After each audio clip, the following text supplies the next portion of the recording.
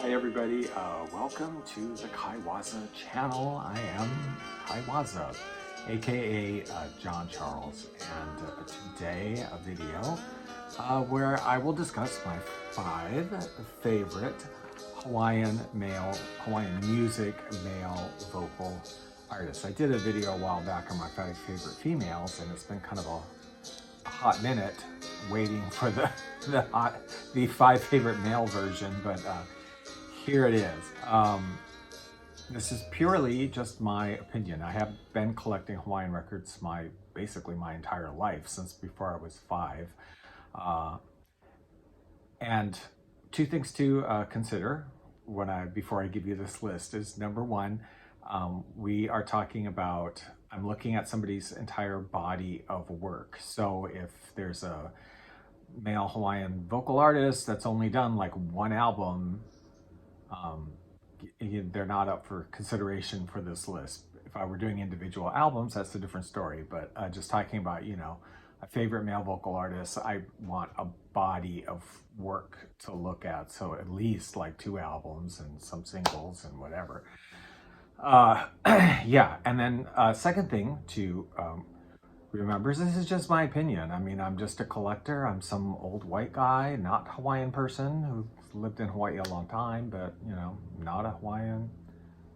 I have my own likes and dislikes in music and voices, and this is going to be reflective of that. So these are just my personal favorites. So don't come for me if your favorite's not listed here. So let's get started now with number 5. And number 5 is Ed Kenney for me. There's a lot of material out there by Ed Kenney. He did record a lot of albums, lots of music from the 50s, 60s, basically. This is him there as a younger earlier in his career.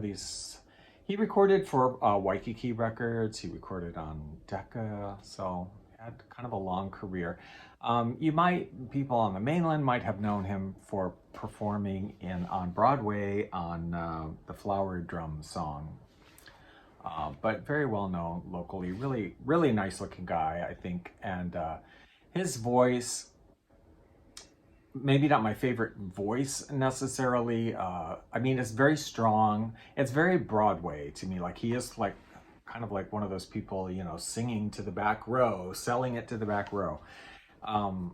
But I do like his voice. I do like his style. He covered a lot of different kinds of, hapahaole, what we call hapahaole music, and some traditional Hawaiian and whatever. I like a wide variety. He was married to Beverly Noah, who is a very famous hula dancer. That's her right there, very beautiful. They were married, and they performed together at the Royal Hawaiian Hotel for quite a while. Holiday, we'll learn to dance the hula to an ukulele melody.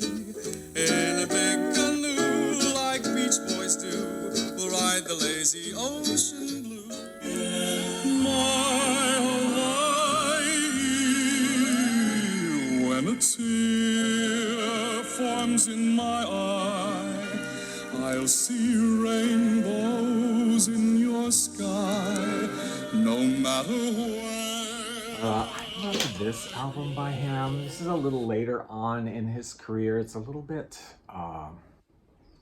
different. I mean, it's a Hawaiian album, but it's from the 70s, and I don't know, The Tall Ships. There's a song called An Island. I don't know, it's kind of a reflective, I would say a more reflective sort of album, a little different from the others, but I really enjoyed some cuts from this one. And I think an album that a lot of people love, probably not his favorite album amongst people in Hawaii, because the tastes of Hawaiians or people in the islands might be a little different from what some people in the mainland and other parts of the world are looking for. I like it all. I like all of it. So, but this album, My Hawaii, this is a reissue. It's originally on a different cover, but we love this cover too. And this album, because it's with it's Fletcher Henderson Orchestra, it's with a full orchestra. It's kind of exotic. I mean, there's some songs on here that are pretty exotic. Return to Paradise, My Hawaii, great songs on here. I enjoy this album a lot. He also did an exotic album called The Spice, Music of the Spice Islands. It's all Broadway show tunes, but done with like bird calls and Hawaiian arrangements. So some people don't like that one. It's in my top 10 list of my top favorite exotic records. So anyway, yeah, if you're shopping around looking for some Hawaiian records and different artists, I do recommend Ed Kenney. I like his stuff. He, for me, is number 5. Number 4 is somebody that actually is a steel guitarist, was a steel guitarist, although I really know them as a singer. I only have one album of them really playing where they're featured as the steel guitarist. I think you can hear them on a lot of other groups or other records where they're playing steel guitar, not particularly credited. But I'm talking about Pua Almeida. This is the only record here of him playing steel guitar that I am aware of, you know, as a solo steel guitarist. That's him. He is actually the son of a very well-known performer, Johnny Almeida. A great singer, also very different kind of voice. Johnny Almeida was blind. Pua Almeida was his son, who was a performer in his own right. Unfortunately, he passed away rather early. He had various health issues, was never super healthy, and passed away at the age of 52. He was born in 1922, passed away in 1974. Had his own band, had his own group of musicians that performed at the hotels, Moana Hotel and other hotels. He also was on the mainland for a number of years performing. I like this record. He, something I will say about Pua Almeida, he, I guess, is, I don't want to say controversial isn't the right word, but there are people that would not select him as one of their favorite artists because they don't like his voice. There are people that don't like did not like the quality of his voice. You gotta love a record called Poolside Music Hawaiiana, right? I'm not even showing you all these people's albums. I mean, there's they have a lot of albums out. But he has a lot of vibrato, very controlled, very tight vibrato, and a somewhat thin voice. And some people didn't like it, even during his career. Like, we're not crazy about his voice. I really like it. It's unusual. I really like it.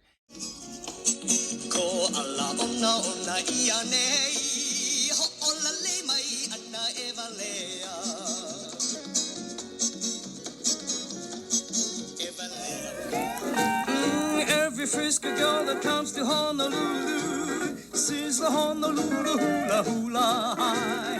By the time they leave Honolulu, they dance the Honolulu hula hula high. He did a lot of singles. He did a lot of albums. He recorded with Webley Edwards and Hawaii Calls also, so his voice is recognizable and you can hear his voice in some of those recordings.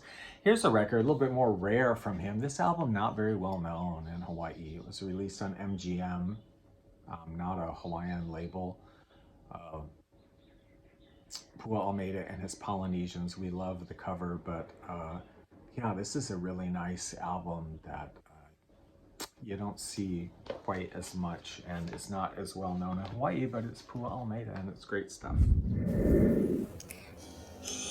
Well, hello there. Won't you join us on the online internet radio station that really plays virtually the entire recorded history of vinyl recordings in and about and inspired by Hawaii, Hawaiian Hi-Fi Radio on Live365.com.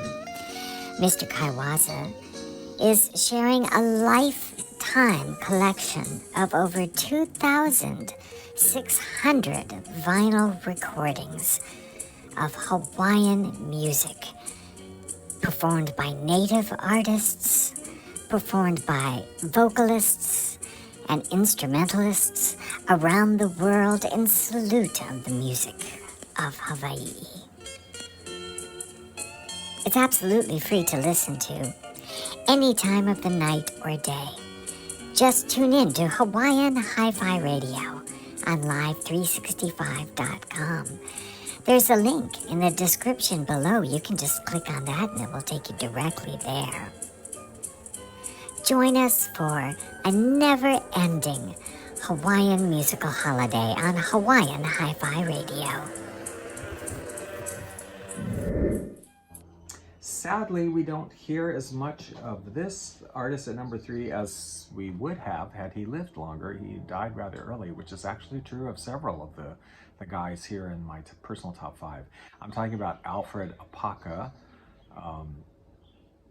The late Alfred Apaka passed away in 1960, only 40 years of age. He had had a heart attack just as he was really starting to achieve national recognition and had been like on the Dinah Shore show, was being groomed to kind of go follow in the footsteps of like a Hawaiian Bing Crosby type person. Love Alfred's voice. He was singing, had some training in high school, was an athlete, and then started performing after high school, never had any formal training after that. Again, really a nice looking guy, beautiful baritone, very romantic type of singer, really known for doing a lot of the Hapahauli love songs, you know, South Sea Island Magic and Beyond the Reef, and some beautiful Hawaiian language songs, Pohai Ke Aloha, Kawahiko Kapolani, really beautiful rendition. Recorded on Decca, several labels, ABC Paramount, one of his later records here, and one of his earlier ones, Alfred Apaka. This is Hawaiian Village in Isa at the Hilton Hawaiian Village in the Tapa Dome. Interesting, Henry Kaiser, when he built the Hawaiian Village, which is now the Hilton Hawaiian Village, he was so fond of Alfred Apaka that he actually built the Tapa showroom with Alfred Apaka in mind as being the performer there, which he was for a long time.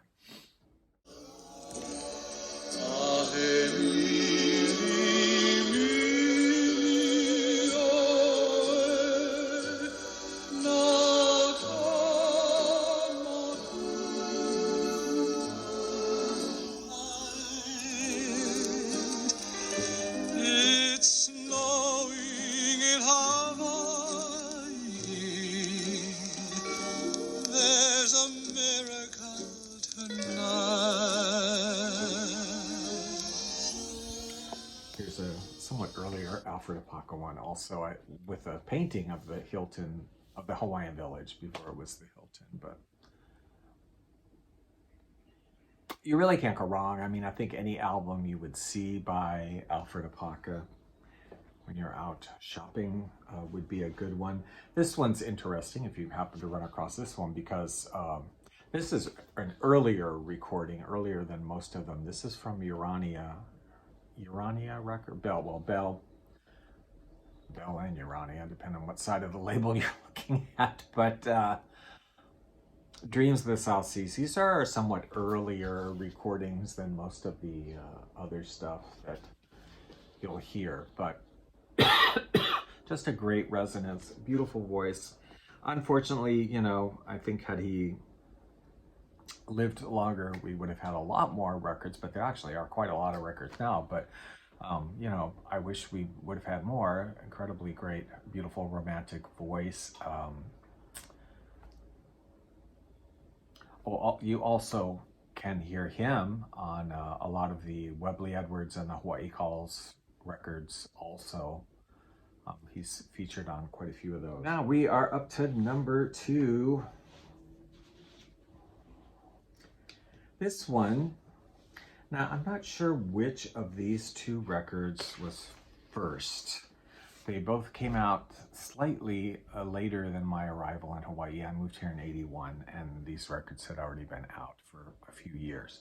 And there's no date on them, and I can't really seem to establish anywhere which one came first, so I don't really know. So I'll just show you both to them, both of them to you. This, I am talking about a gentleman by the name of Palani Vaughan. This is my number 2 favorite male vocal artist.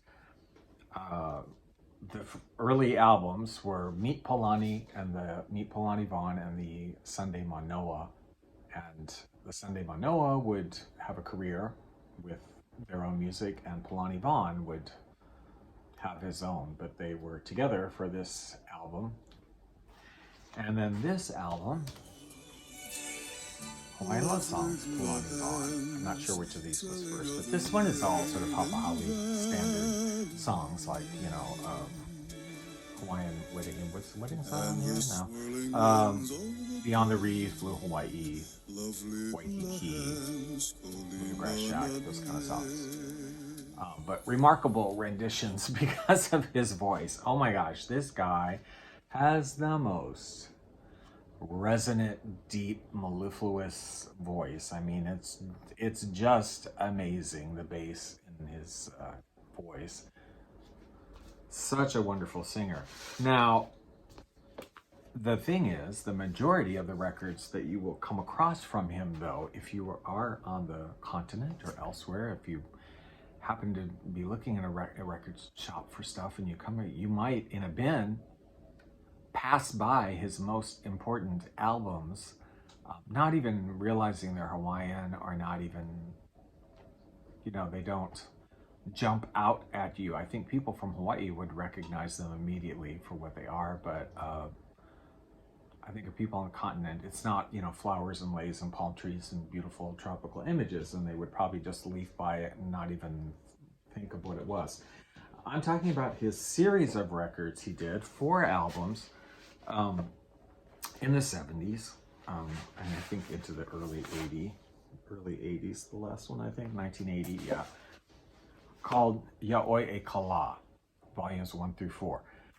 And these are in honor of King David Kalakaua, who was the second to last ruler of the Hawaiian Islands when Hawaii was a kingdom, independent kingdom.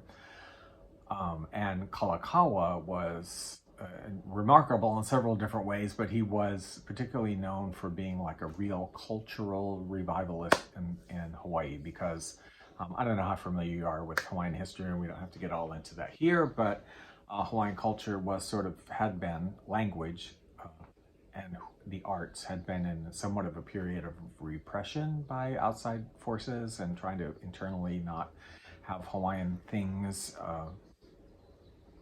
done in public so much, and hula being one of them, being kind of looked down upon from certain people in positions of power that had come in and colonized. I mean, let's just put it that way. Anyway, he took a really strong position about Hawaiian culture and brought Hawaiian hula and Hawaiian language back into public performances. He had hula at his inauguration or coronation or whatever. And that was a big thing for him, was to bring Hawaiian language, culture, hula dance into the forefront, you know, to make a stand about that. And Palani Vaughan, who was a Hawaiian history person himself, a historian, really identified with King Kalakaua, and so he wrote a lot of music and took songs from the songs written by Kalakaua, the royal family, who was prolific in songwriting, and his own compositions and songs from the period, and did a series of albums in saluting King Kalakaua. And they don't look, like I said, somebody from Hawaii would know, but like if you're just on the mainland, you'd be like, okay, you probably just flip by these things and not even realize what they are. But they are tremendous records.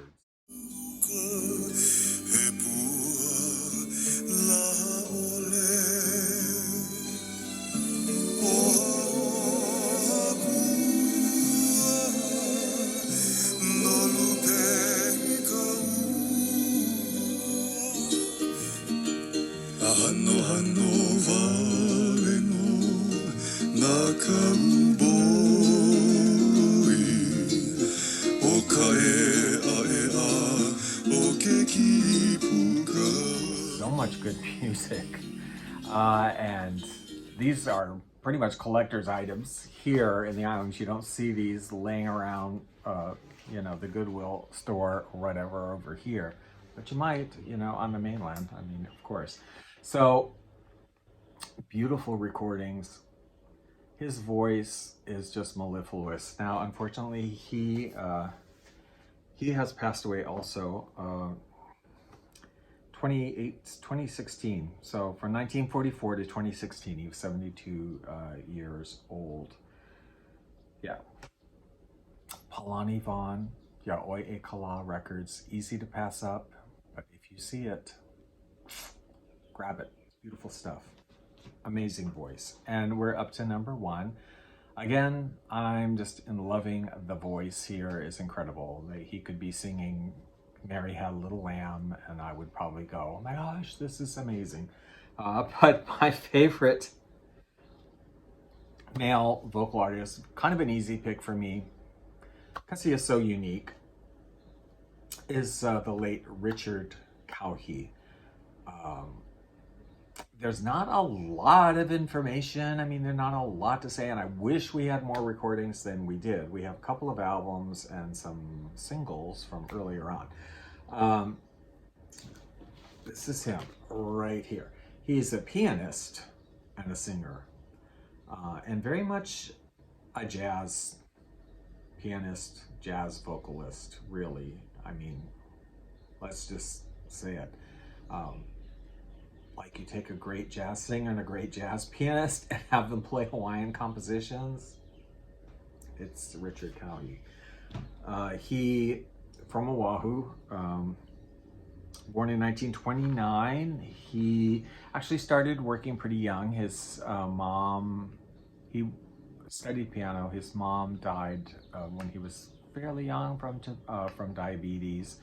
And his father was hospitalized with tuberculosis. So he was like 13, 14, and kind of out on his own.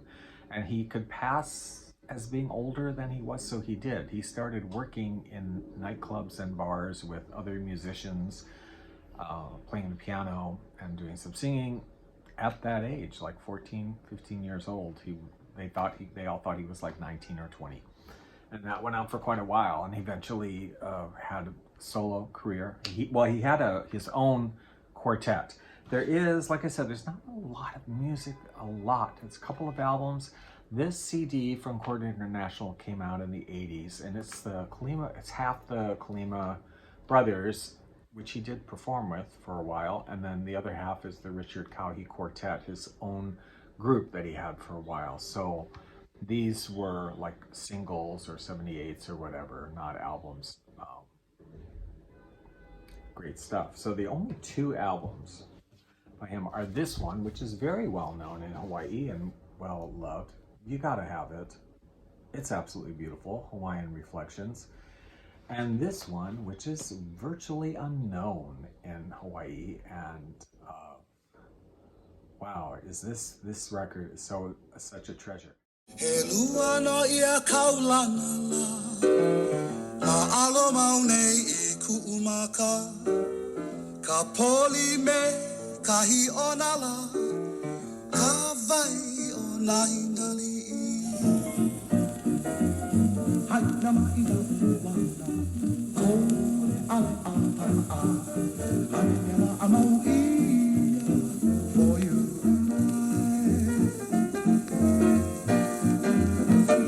Crown Records. So he performed here in Hawaii. Then he went to California for like 16 years. He worked and performed doing Hawaiian music there.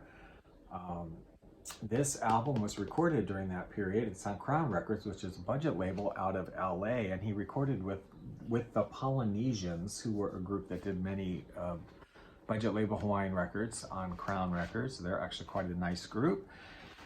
And this record, which again in Hawaii wouldn't have been distributed or wasn't necessarily played or anything, what a treasure this record is. I love it. And the song Hilo Bay comes from this album. Now, Hilo Bay was picked up by the Peter Moon Band in the 80s and re-recorded almost note for note the arrangement that they used here. So people here are familiar with that song, but don't even realize, I think, that Richard Kauhi did it originally. Unfortunately, Richard Kauhi also passed away young at 49 years of age from cancer. He did come back to Hawaii with his family, and they lived here, but he passed away at 49. So again, I wish that we had more material from him than we do. We don't have as much as I would like, but we do have these 2 full albums and some of those 45s and 78s and whatever recorded onto a CD for the present day, accessible to us. But I love his voice. It's very, he was influenced, he says, by the Nat King Cole and the King, what do they call it? The King Cole Trio.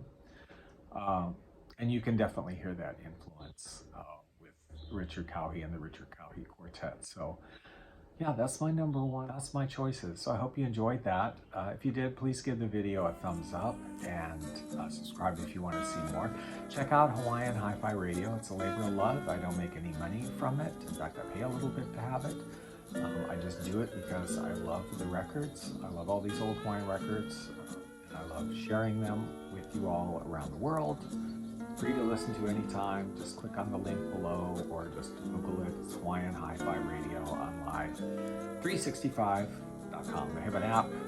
It's on your phone too, whatever. So, thanks for watching, and we'll see you next time in the next video. Aloha, you guys.